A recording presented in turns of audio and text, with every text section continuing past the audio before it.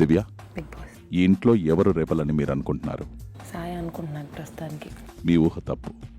Rebel Suman. Shit. కానీ మీకు తెలియని ఇంకో విషయం ఏంటంటే రెండవ రెబల్ కూడా ఉన్నారు. అది మీరే. Okay Bigg Boss. ఎవరికి ఎటువంటి అనుమానం రాకుండా ఎవరైనా ముగ్గురు సభ్యులను వారు కూర్చున్న స్థానం నుంచి లేచేలా చేసి ఆ స్థానంలో మీరు కూర్చోవాలి. ఇద్దరూ కలిసి ఆ టాస్క్ని పూర్తి చేయండి.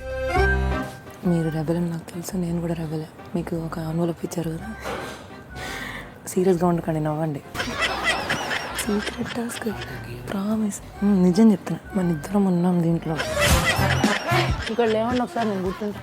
మీరు అక్కడికి వెళ్ళి మాట్లాడండి. అక్కడికి వెళ్ళి మాట్లాడండి, నాకు వద్దు. మీరు నాతో సరిగ్గా మాట్లాడలేదు.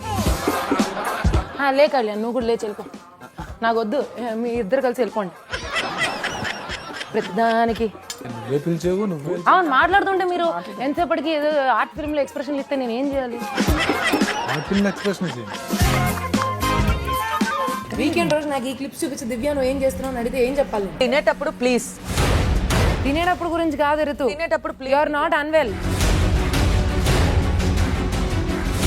మేమిద్దరం కలిసి మా పర్సనల్ లేకపోతే మేము నార్మల్గా మేము మాట్లాడుకుంటున్నామా? మాట్లాడుకుండా ఉండాలి అంటే కంప్లీట్గా డివైడెడ్గా ఉండాలని దాని అర్థం.